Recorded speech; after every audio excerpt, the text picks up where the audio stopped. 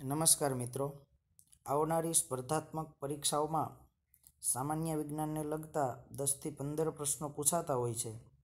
તો સામાન્ય વિજ્ઞાનને લગતા આપણે અગાઉ પણ વિડીયો મૂક્યા છે.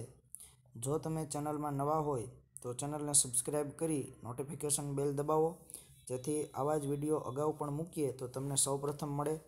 અને જૂના વિડીયો જોવા માટે નીચે ડિસ્ક્રિપ્શનમાં લિંક આપેલ છે, ત્યાંથી તમને અગાઉના વિડીયો મળી રહેશે. તો આજે આપણે મનુષ્યના પાચનતંત્રની વાત કરીએ તો શરીરમાં પાચનની શરૂઆત ક્યાંથી થાય છે? એમાં જવાબ આવે છે મુખથી. સ્ટાર્ચ એટલે કે કાર્બોદિતનું પાચન ક્યાં થાય છે? એમાં આવે છે મુખમાં. ત્યારબાદ સ્ટાર્ચનું પાચન કોણ કરે છે? એની અંદર વાત કરીએ તો એમાઇલેઝ. પ્રોટીનનું પાચન કોણ કરે છે? એમાં આવે છે ટ્રિપ્સિન. ચરબીનું પાચન કોણ કરે? એમાં આવે છે લાઇપેઝ. ત્યારબાદ પ્રોટીનનું પાચન થઈ જાય તેમાંથી શું બને છે? તો પ્રોટીનના પાચનમાંથી એમિનો એસિડ, એટલે કે એમિનો એસિડનો પાયાનો ઘટક પ્રોટીન કહેવાય. જ્યારે ચરબીનું પાચન થઈ શું બને? તો એમાં આવે છે ફેટી એસિડ અને ગ્લિસરોલ. તો આમાં પણ ફેટી એસિડ અને ગ્લિસરોલનો પાયાનો ઘટક, એકમ ઘટક ચરબી. ત્યારબાદ કાર્બોહાઈડ્રેટનું પાચન થઈ શું બને છે? તો ગ્લુકોઝ. લાળમાં, મનુષ્યના શરીરમાં લાળ હોય એમાં કયો ઉત્સેચક હોય છે? તો એમાં આવે છે ટાઇલિન. ત્યારબાદ નાના આંતરડાની લંબાઈ લગભગ 6.5 મીટર જેટલી અને મોટા આંતરડાની લંબાઈ લગભગ 1.5 મીટર જેટલી હોય છે. જઠરમાંથી કયા અંતઃસ્ત્રાવ નીકળે છે? એમાં આવે છે HCl, એટલે કે હાઇડ્રોક્લોરિક એસિડ, પેપ્સિનોજન અને રેનિન. ત્યારબાદ પાચન તંત્રનો સૌથી મોટો અવયવ કયો છે? એમાં આવે છે નાનું આંતરડું, જે આપણે અગાઉ વાત કરી કે 6.5 મીટર જેટલું હોય છે. ત્યારબાદ મનુષ્યના શરીરની અંદર અંતઃસ્ત્રાવી ગ્રંથિઓ આવેલી હોય છે. એની અંદર વાત કરીએ તો સૌથી નાની ગ્રંથિ અથવા તો મુખ્ય ગ્રંથિ તરીકે પિટ્યુટરી ગ્રંથિ.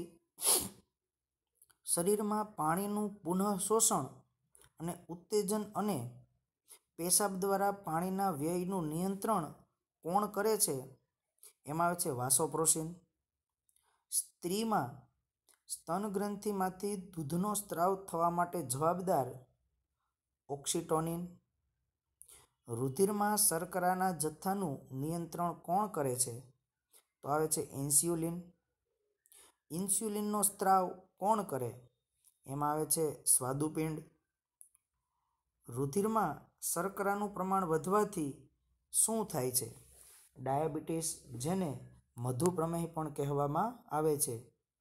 ભારતની અંદર ડાયાબિટીસ દિવસ તરીકે કયો દિવસ ઉજવવામાં આવે છે?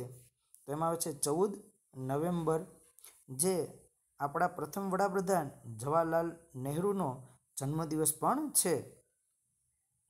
ત્યારબાદ સૌથી મોટી અંતઃસ્ત્રાવી ગ્રંથિ કઈ છે? એમાં આવે છે થાઇરોઇડ.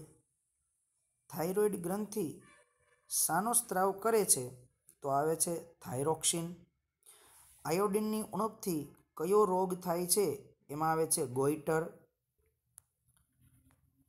ત્યારબાદ પેરાથાઇરોઇડમાં કેલ્શિયમનું પ્રમાણ વધવાથી કયો અંતઃસ્ત્રાવ મુક્ત થાય છે? એમાં આવે છે કેલ્સિટોનિન.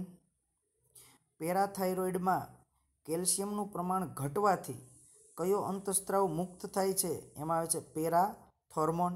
એકમાં વધે છે જ્યારે બીજામાં ઘટે છે. ત્યારબાદ કટોકટીની ગ્રંથિ કઈ છે? એ છે એડ્રિનલ ગ્રંથિ. નર જાતીય અંતઃસ્ત્રાવો કયા છે? તો એમાં છે ટેસ્ટોસ્ટેરોન. માદા જાતીય અંતઃસ્ત્રાવો કયા છે? તો એમાં આવે છે ઇસ્ટ્રોજન અને પ્રોજેસ્ટેરોન. GH એટલે કે ગ્રોથ હોર્મોનના વધુ પડતા સ્ત્રાવથી શું થઈ શકે છે? વધુ પડતા સ્ત્રાવથી વિરાટકાયતા. અને ગ્રોથ હોર્મોનના ઓછા સ્ત્રાવથી શું થાય છે? એમાં આવે છે વામનતા. મિત્રો, આ વિજ્ઞાનના પ્રશ્નોની જેમ જ આપણે ટૂંક સમયમાં 5 થી 10નું એટલે કે સામાન્ય જે પ્રશ્નો પૂછાતા હોય છે એ ઇતિહાસના પ્રશ્નો અને ભૂગોળના પ્રશ્નો પણ લેવા જઈ રહ્યા છીએ. તો ચેનલને સબસ્ક્રાઈબ ન કરી હોય તો ચેનલને સબસ્ક્રાઈબ કરો અને નોટિફિકેશન બેલ દબાવો, જેથી અગાઉની પરીક્ષા માટે તમને ઉપયોગી એવી પ્રશ્નોત્તરી સરળતાથી મળતી રહે. હવે આવે છે શરીરનું રુધિરાભિસરણ તંત્ર. તો એની અંદર આપણે વાત કરીએ ધમની અને શિરા. તો ધમનીમાં શુદ્ધ રુધિરનું વહન થતું હોય, જ્યારે શિરામાં એનાથી વિરુદ્ધ અશુદ્ધ રુધિરનું વહન થતું હોય છે. ધમનીની અંદર વાલ્વ ન હોય, જ્યારે શિરાની અંદર વાલ્વ હોય છે. ધમનીની દિવાલ જાડી અને સ્થિતિસ્થાપક હોય, જ્યારે શિરાની દિવાલ પાતળી અને અસ્થિતિસ્થાપક હોય છે. ધમનીની અંદર રુધિરનું વહન હૃદયથી અંગ તરફ હોય, જ્યારે શિરાની અંદર રુધિરનું વહન અંગથી હૃદય તરફ હોય છે. તો આ તફાવત સ્વરૂપે પ્રશ્ન છે, પણ આપણને તો વિકલ્પમાં પૂછી શકાય. ત્યારબાદ આવે છે હૃદય. તો હૃદયનો આકાર કેવો હોય છે? તો કે શંકુ જેવો. હૃદયનું કદ કેવું? તો કે આપણી મુઠ્ઠી જેવડું. હૃદયને કેટલા ભાગમાં વહેંચવામાં આવ્યા હોય છે? એમાં આવે છે 4 ભાગ, 4 ખંડમાં. જેમાં ઉપરના 2 ખંડ હોય એને કર્ણક કહેવાય, જ્યારે નીચેના ખંડ હોય એને ક્ષેપક કહેવાય. એટલે કે ડાબું કર્ણક, ડાબું ક્ષેપક, જમણું કર્ણક, જમણું ક્ષેપક. ડાબા કર્ણક અને ડાબા ક્ષેપકની વચ્ચે એક વાલ્વ હોય છે, જે દ્વિદલ વાલ્વ કહેવાય. જ્યારે જમણા કર્ણક અને જમણા ક્ષેપકની વચ્ચે ત્રિદલ વાલ્વ હોય છે. એટલે કે ડાબા 2 અક્ષર આવે છે તો દ્વિદલ 2, જ્યારે જમણા એટલે એમાં 3 અક્ષર આવે છે તો ત્રિદલ વાલ્વ. આ રીતે આપણે યાદ રાખી શકીએ. શુદ્ધ રુધિર કયા હૃદયના ભાગમાં આવે એવો પ્રશ્ન પૂછાય આપણને, તો શુદ્ધ રુધિર ડાબા કર્ણકમાં આવે, જ્યારે અશુદ્ધ રુધિર હૃદયના જમણા કર્ણકમાં આવતું હોય છે. હૃદયનું સ્થાન આપણને પૂછે મિત્રો, તો હૃદયનું સ્થાન છાતીમાં ડાબી બાજુએ આવેલું હોય છે. એમાં પણ આપણે સ્પષ્ટતા કરીએ તો છાતીની અંદર જે આપણું હાડપિંજર છે, એમાં 5મી અને 6ઠ્ઠી પાંસળીની વચ્ચે હૃદયનું સ્થાન આવેલું હોય છે. મિત્રો, આ માહિતીમાં જો કોઈ ભૂલ હોય તો અમને કોમેન્ટ બોક્સમાં જરૂરથી જણાવો. એ ઉપરાંત તમને વિડીયો ગમ્યો હોય તો લાઈક અને શેર કરો. આવા જ બીજા વિડીયો નીચે ડિસ્ક્રિપ્શનમાં મૂકેલા છે. નોટિફિકેશન બેલ દબાવો, જેથી તમને અગાઉના વિડીયો સરળતાથી મળતા રહે. Thank you.